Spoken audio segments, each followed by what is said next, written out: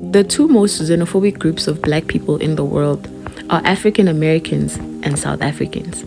The thing that these two have in common is that both of them suffered the most and the longest at the hands of systematic racism, segregation, and racism in general.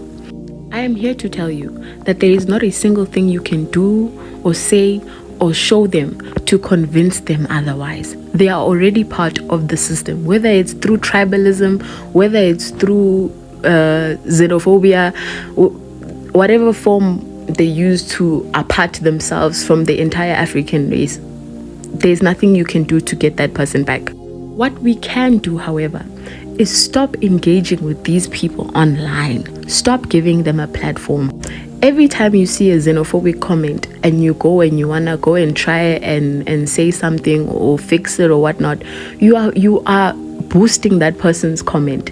And somebody who is still young, an African who is still young and impressionable and doesn't really understand the concept of unity or the world yet, will see it, and it will now live in the back of their mind, subconscious mind, and possibly sway them towards that side one day. The best thing for you to do when you do come across tribalist comments, xenophobic comments, is to either report it and move on, or don't say anything at all. Go and reply under a comment that boosts unification and Ubuntu. We cannot go back to save those who do not want to be saved, but we can assist in stopping them from spreading the hate into the future. Those who know that black people's power lies in togetherness know, and we have our plans. We know what is the way forward.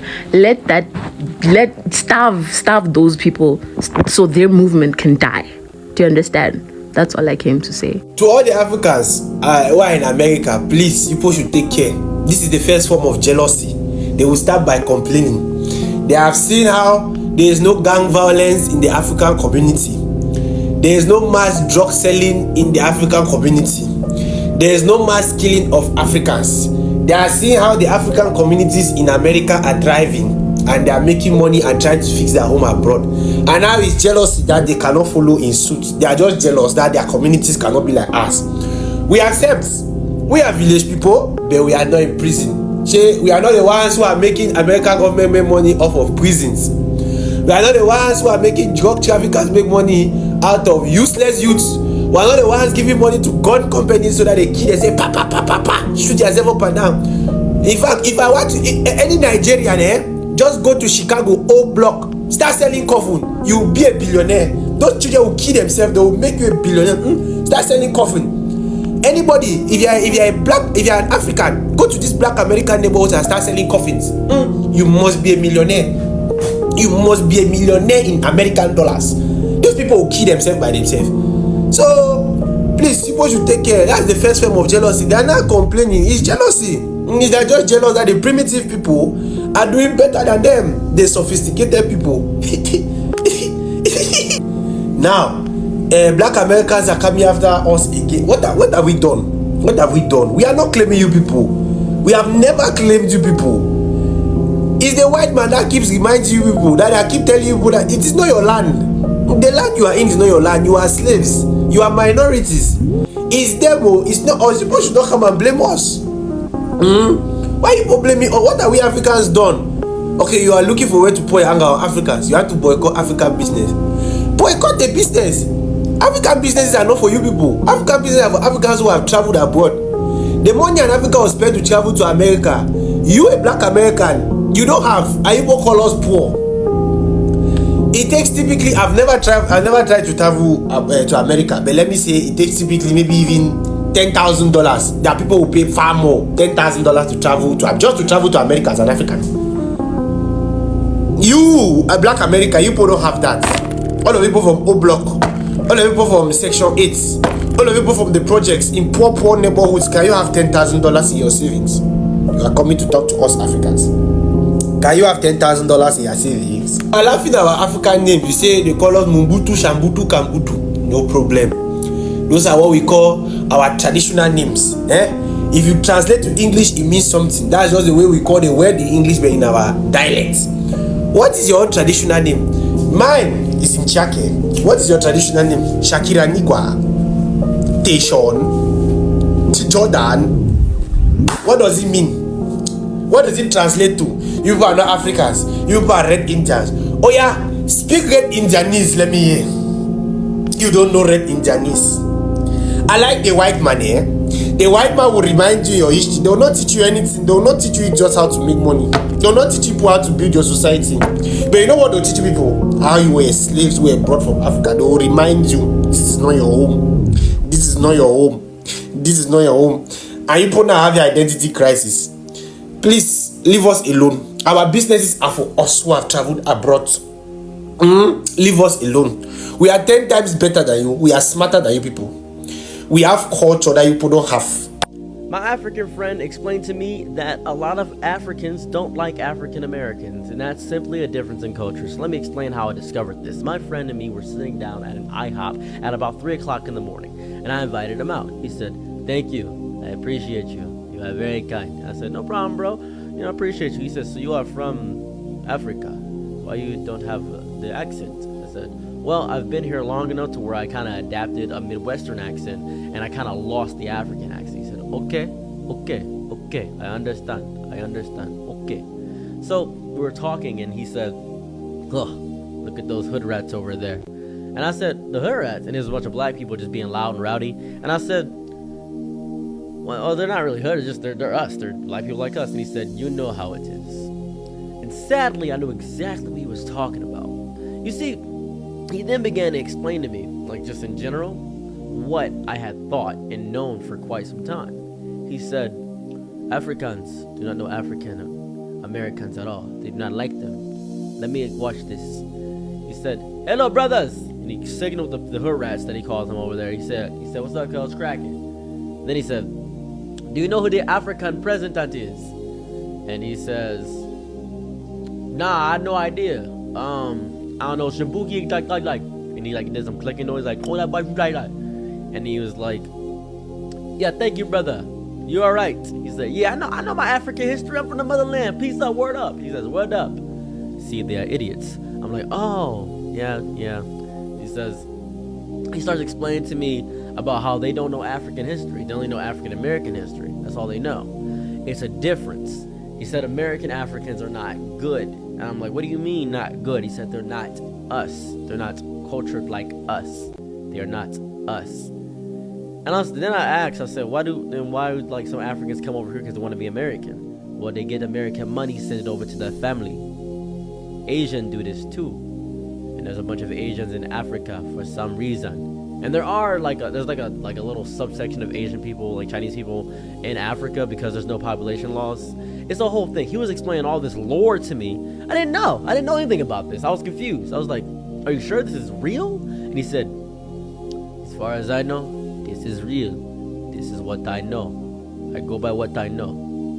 That is what I am." Then he started talking like homophobic and all this other stuff. And he said, "Well, think about it. Most older black people here even are homophobic. You know, when they say, 'Is he this?'" And I said, "Okay, that's fair. I'll give you that. But, the newer generation is coming out and changing that." He says, "No, newer generation African Americans, a majority are homophobic. Same with Caucasus people. Caucasus people. They are also homophobic." And I said, "Okay, all right, okay, fair."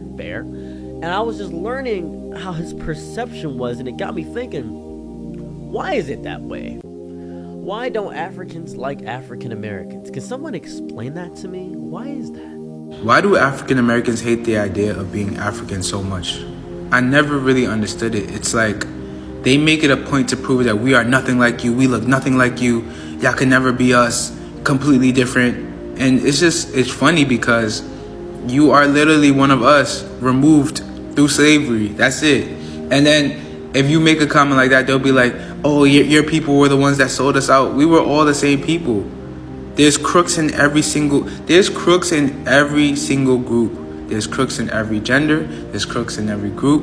There's bad people everywhere. It's all the same people, literally. And the funny thing about one of the videos I saw recently was that the guy was saying, "Oh, there's no way you can think that me, an African American, looks like you, an African." And his whole point of saying that was that somewhere in his lineage, he had to have whiteness mixed in because he's a descendant of slaves. Even though he probably doesn't know that for sure. But he had to have whiteness. So because he had whiteness mixed in, there's no possible way people could think that he looks like us, quote unquote. Whole time, he looks like the most Nigerian person I've ever seen in my life, literally. And I will say that while also saying that Nigerians, we look very different from each other. Like, honestly, Nigerians come in all different shapes and sizes. There's a lot of times where you can see someone and you can know, like, yeah, he's Nigerian, but there's also a lot of times where people are Nigerian and you cannot tell. They just look different. You feel me? Because we come in all different shapes and sizes. There's a lot of different people in Nigeria, and Nigeria is in a lot of different places.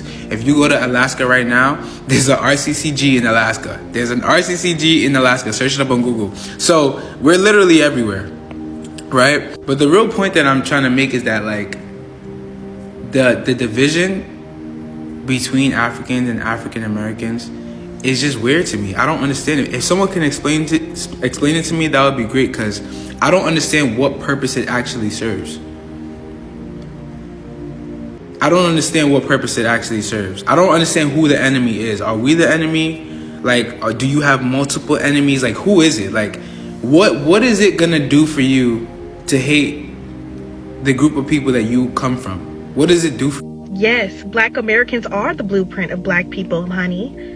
Get it together. And this is why when people say you look American, it could never be a compliment. Because this girl just said, Black Americans are the blueprint of Black people. How? When you literally get BBLs to look like African women, it doesn't make any sense. Number two, y'all didn't popularize Tyler, actually. She's very authentic. Every interview she goes to, her accent is potent. And people ask her, where is this girl from? South Africa. She popularized herself. You just mad that she's famous. Number three, Tyler's Challenge Water was popular in South Africa and y'all decided to participate in a South African trend, and now you mad because it went viral?